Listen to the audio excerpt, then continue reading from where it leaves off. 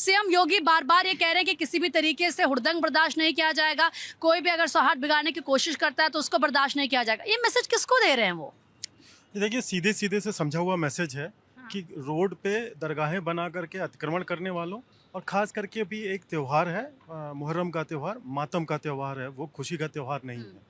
उसमें क्या होता है कि कुछ लोग जो है अपने प्रभाव प्रदर्शन में विश्वास रखने लग जाते हैं और अनेक कुछ कार्य करने लग जाते हैं। तो ऐसे अवसरों पे कुछ हुड़दंगइयों को अवसर मिलता है कि कानून व्यवस्था के साथ खिलवाड़ कर सकें या अपनी रोटी चमका सकें। ये मैसेज सीधे उनके लिए है कि आपने जैसे बताया कि योगी जी के शासनकाल में अभी तक दंगे नहीं हुए और अगले वर्ष में चुनाव होने वाले हैं। हर मुखिया चाहता है कि हमारा रिकॉर्ड साफ सुथरा हो, स्मूथ रन हो, किसी को कोई परेशानी नहीं हो। अल्टीमेटली जिनकी राजनीति रुक रही है, परेशानी उनको आने वाली है। तो ये एक मैसेज है कि आप भाई प्रोटोकॉल फॉलो करें। हर त्यौहार का अपना एक मानक है, एक मापदंड है। अगर आप उसको तोड़ने का प्रयास करेंगे तो पीला लोहा पहुंचेगा। अच्छा, ये बात लॉ एंड ऑर्डर की है या लगता है कि राजनीति हो रही है? देखिए, बहुत बहुत शुक्रिया।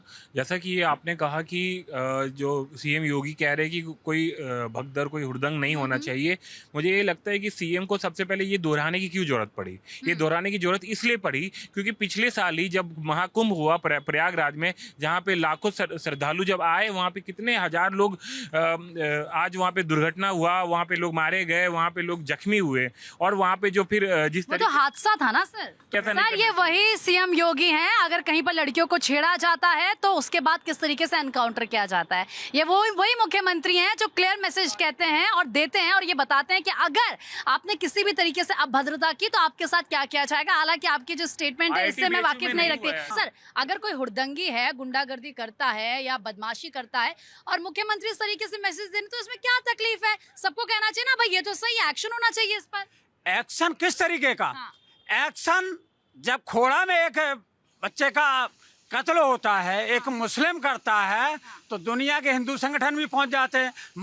योगी जी का भी बयान आ जाता है, मुआवजा भी मिल जाता है, उसे संविदा पे नौकरी भी मिल जाती है, उनके जाति का है। और जब दूसरी जगह होता है वहीं जेवर में, उसका हाफ एनकाउंटर क्यों होता है? एक तो ये ठीक है, एक मिनट ठीक है, बीजेपी से इसका जवाब ले सर, आ रही हूँ। इनका जो सवाल है ना, ये चर्चा से बाहर है। दुबे जी बहुत समय बाद आए हैं और देखिए इनका जवाब दे देता हूँ। अरे सुनिए, तो जवाब दे देता हूँ। असल में क्या है कि वोट बैंक की राजनीति करनी, अपीसमेंट जो है, जो पार्शियल अपीसमेंट होता है, वो इसका एकदम लाइव एग्जाम्पल है। ये भले कोई हुड़दंगई मुसलमान ना हो, लेकिन झंडा तो बुलंद करना है कि हम समाजवादी पार्टी हैं, हम आप ही की पार्टी हैं, आप हमें ही वोट दीजिएगा। अरे भैया, कौन अपने त्योहार में खलल या बचल चाहता है? कोई नहीं चाहता, चाहे हिंदू हो या मुसलमान हो, कोई नहीं चाहता। लेकिन अगर एक प्रिकॉशनरी मेजर के लिए प्रदेश का मुखिया कोई बात कह रहा है तो उसका अर्थ का अनर्थ निकाला जाएगा। ठीक है, एक करके सर, बस एक मुझे और लोगों से नहीं सर, अभी मुझे सर एक बात बताइए, क्या मतलब ये तकलीफ क्यों इतनी? अगर मुख्यमंत्री लॉ एंड ऑर्डर को बनाए रखने की बात कर रहे हैं तो इतनी तकलीफ क्यों हो रही है? देखो, होता क्या है, एक मिनट सुनिए। देखो, ऐसा जब एक स्कूल में क्लास टीचर पहुंच के किसी एक क्लास के बच्चे को, सबको नहीं, किसी एक क्लास के बच्चों कहता, बच्चों शोर मत करो, इसका मतलब यह है कि ये क्लास के बच्चे बहुत शोर मचाते हैं।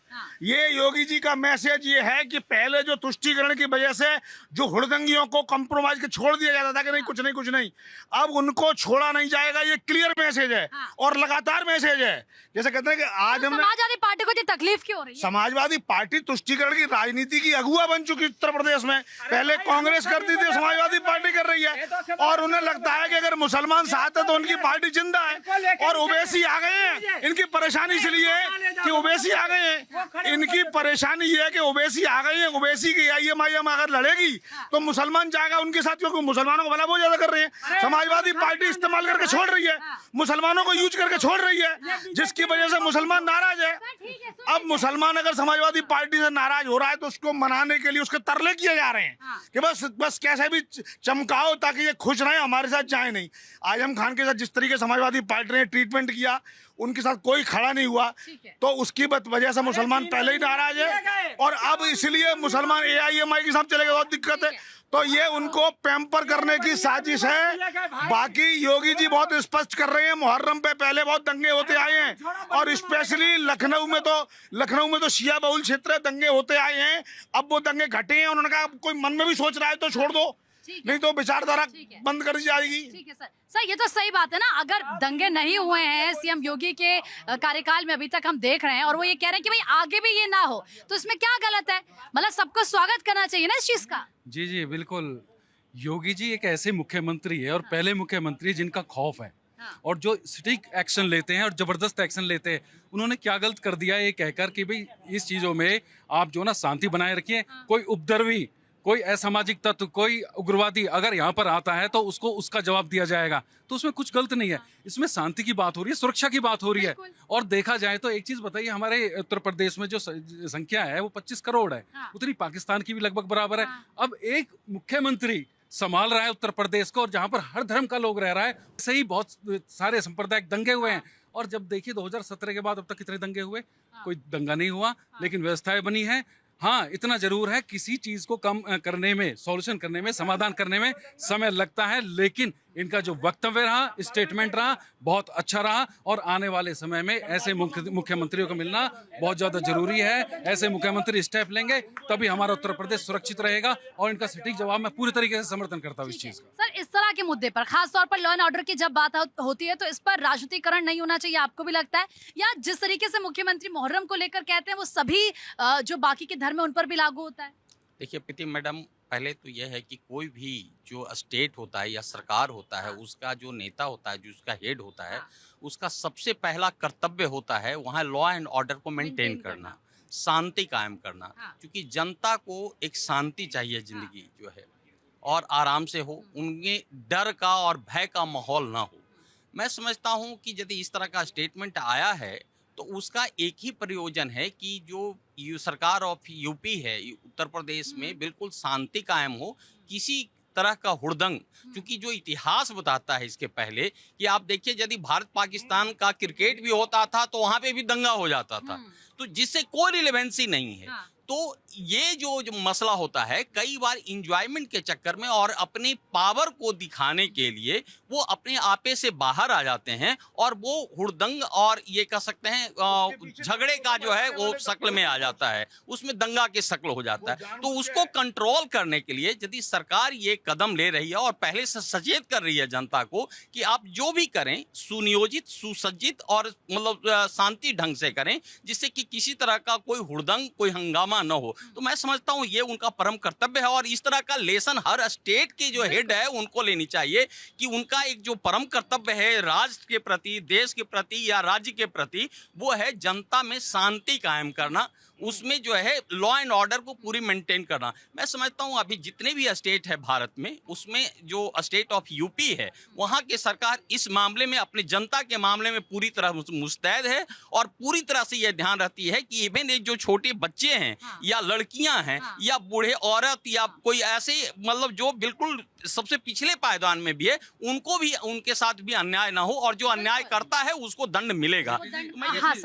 लॉ एंड ऑर्डर को मेंटेन करने के लिए जो मजबूत मुखिया होना चाहिए वो आदित्यनाथ योगी जी है, क्योंकि उन्होंने, उनके कार्यकाल में ऐसे पिलर ढहे हैं, ऐसे उग्रवादी और गैंगस्टर खत्म हुए हैं जिनकी वजह से पूरे उत्तर प्रदेश में नाक में दम था। और जो ना यहाँ तक भी उनका जो ना संबंध अदर कंट्रीज से था, जहां पर ये जो असला वसला ये सारी चीजें जो ना इधर उधर मूवमेंट करते थे। सर आपको क्या लगता है, क्योंकि अगर मुख्यमंत्री डे वन से, जब से वो उस पद पर हैं, वो उस गद्दी पर विराजमान हुए हैं, सर हम तब से देखते हैं कि वो क्लियर मैसेज देते हैं और उसका असर नजर भी आता है। वो बार बार हर मंच से कहते हैं सर कि जो दंगा करेगा उसको बख्शा नहीं जाएगा। अब जो इस तरह के उपद्रवी होंगे सर, कहीं ना कहीं अपने जहन में कुछ लेकर बैठे होंगे, क्योंकि हमने देखा है कुछ ना कुछ तस्वीरें निकलकर सामने आती है। जब सीएम ऐसे कहते हैं तो खौफ में आ जाते हैं, वो नहीं करते हैं, लगता है कि दंगा होने से बच जाता है। बिस्मिल्लाहिर्रहमानिर्रहीम, जय हिंद, वंदे मातरम, भारत माता की जय। ठीक कहा है प्रीति जी आपने। मैं एक चालदान कह दूं, लगी है आग फूलों के चमन में कौन बोलेगा, लगी है आग फूलों के चमन में कौन बोलेगा, अभी जिंदे हो तो बोलो, अभी जिंदा हो तो बोलो, कफन में कौन बोलेगा, कफन में कौन बोलेगा। योगी जी ने बिल्कुल स्पष्ट कह दिया है कि दंगाई हो, उपद्रवी हो, लुटेरा हो, बेटियों को छेड़ने वाला हो, रेप करने वाला हो, मारने वाला हो, जमीन कब्जा करने वाला हो, अत्याचार करने वाला हो, उत्तर प्रदेश में तो जगह नहीं है, उसको बख्शा नहीं जाएगा।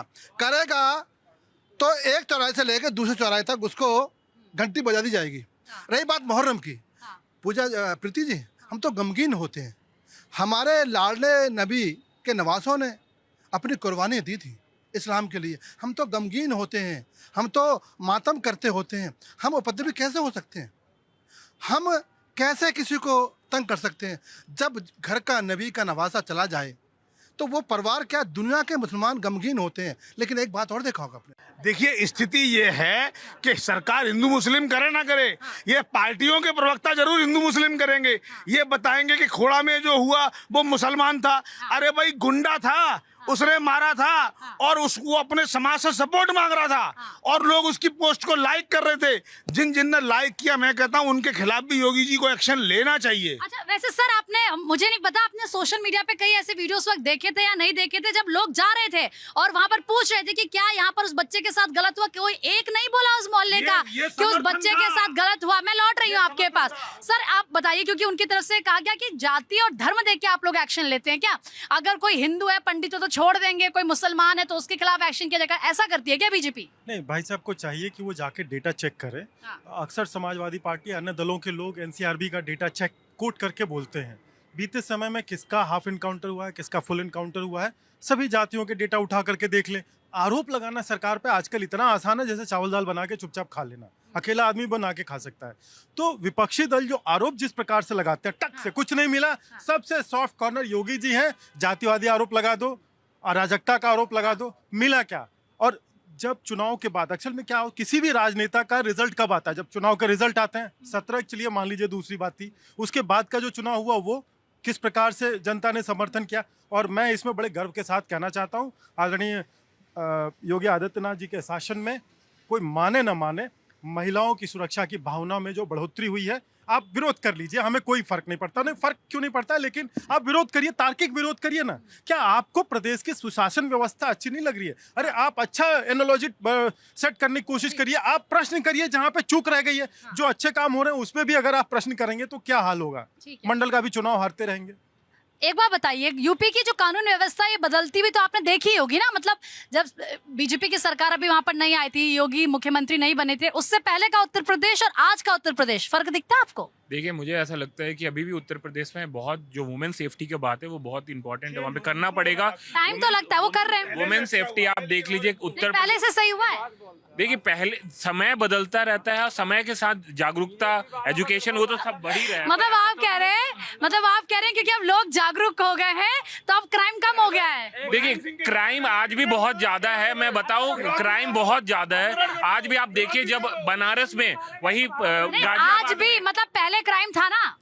अरे तो क्राइम अभी भी है ना। वुमेन का देखिए, पूरे उत्तर प्रदेश में कितने महिलाओं के खिलाफ पूरे देश में सबसे ज्यादा अगर क्राइम होता है तो उत्तर प्रदेश में होता है। वो पहले भी होता था, वो पहले भी सबसे ज्यादा होता है। पहले होता तो, पर क्या आज नहीं हो रहा है? आज भी तो हो रहा है ना। तो कंपेयर करेंगे, कम हुआ है नहीं हुआ है? देख, बढ़ा है, पहले से ज्यादा बढ़ गया है। सर बढ़ा है क्या? देखिए, ये आदरणीय भाई साहब कांग्रेस के कार्यकर्ता हैं, कांग्रेस के प्रवक्ता हैं। देखिए, 45 साल 1987 में लास्ट टाइम नारायण दत्त तिवारी जी कांग्रेस के मुख्यमंत्री थे। उसके बाद से 2 पीढ़ियां बड़ी हो गई, कांग्रेस को अवसर मिला नहीं। तो ये प्राकृतिक है ना, इस प्रकार के रिएक्शन आना प्राकृतिक है। समाजवादी पार्टी के साथ तो गए थे ना इलेक्शन लड़ने के लिए सर। दीदी, अगर एक आम व्यक्ति चला जाए थाने में, केस ही दर्ज नहीं करते थे सर। लड़कों से गलती हो जाती थी, नहीं, लड़कों से गलती हो जाती थी, लेकिन उनका केस नहीं दर्ज होता था। भैंस खो जाती थी, उस पर पूरी व्यवस्था लगा दी जाती थी। लड़कों से गलती हो जाएगी, केस नहीं। जैसा कहते हैं, change is the law of nature, for even a good system become useless and harmful if it continues a long time. तो अपहरण के व्यापार से, फिरौती के व्यापार से, जब बुलडोजर का व्यापार शुरू हुआ तो परिवर्तन आ गया। ये फर्क आया है। आजम खान पर जब कार्रवाई हुई तो फर्क आया है। मुख्तार अंसारी, विकास दुबे पर कार्रवाई हुई, अतीक अहमद पर फर्क आया। जनता ने अपना वर्डिक्ट योगी के समर्थन में दे दिया। जहां पर हम खड़े हैं, आज से 10 साल पहले यहाँ पर जो है ना, लॉ एंड ऑर्डर बहुत कमजोर था और जगह जगह अपराध थे। लेकिन आज मैं इतनी गारंटी लेता हूँ कि रात के 12 बजे निकल जाए, चाहे 2 बजे निकल जाए, कभी भी निकल जाए, लॉ एंड ऑर्डर इतना मजबूत है, चाहे नोएडा का हो, ग्रेटर नोएडा का हो या गाजियाबाद का हो, पुलिस प्रशासन उतना ही मजबूत है, क्योंकि योगी जी मजबूत है ना, इसलिए पुलिस प्रशासन का मजबूताई होना यहाँ पर बहुत ज्यादा ठीक रहा। आ रही हूँ सर एक मिनट सर, देखिए ये बात तो सच है, जब मैं उत्तराखंड से उत्तर प्रदेश आई थी उस वक्त सर डर कहीं ना कहीं था। आज जितने भी भारत में जितने भी स्टेट है उसके करीब करीब अधिकांश चीफ मिनिस्टर यदि किसी से प्रेरणा लेते हैं तो उत्तर प्रदेश के चीफ मिनिस्टर से प्रेरणा लेकर के, चूंकि उत्तर प्रदेश में आज लॉ एंड ऑर्डर मजबूत है, वहां की जनता आज राहत महसूस कर रहा है। यहाँ की छोटी बच्चियां हैं, लड़कियां हैं, जैसा आपने भी खुद बताया कि गलगोटिया यूनिवर्सिटी में ये था, हम लोगों ने भी देखा है, हर जगह देखा है। इवन एक जो अंधा आदमी है, जो अल्पज्ञ है, वो भी इस चीज को महसूस कर रहा है। लेकिन अब थेथरोलॉजी का तो कोई रीजन है नहीं, लेकिन आज ये प्रमाण है कि जितने भी स्टेट है बिहार का, ये सॉरी हिंदुस्तान का, हर स्टेट यही कहता है कि चूंकि उत्तर प्रदेश में जो लॉ एंड ऑर्डर है, हम अपने स्टेट में या तो उसका अनुसरण करेंगे या पालन करेंगे, या उसको हम जो है बिल्कुल इस तरह से कायम करेंगे ताकि ये मैसेज आए कि जनता में शांति है, जनता लॉ एंड ऑर्डर मेंटेन कर रही है। सर आपसे फाइनल। प्रीति जी, आप खड़े हैं गौतम बुद्ध नगर में, दादरी और जेवर का नाम सुना होगा। पहले भाटी ग्रुप, दुजाना ग्रुप रात दिन इंडस्ट्री को लूटते थे, और मोजरवेयर और डेबो आपके सामने साक्ष्य है। डेबो कंपनी जो बंद हुई है, ये सब उन्हीं के समय बंद हुई है कि जब उनका एक छत्र राज था, भाटी ग्रुप का राज था। और रही बात समाजवादी पार्टी के समय में, जेलों में तालाब होते थे। आज तालाब तो नहीं है ना, आज तालाब नहीं है जेलों में सिनेमा बन जाता था।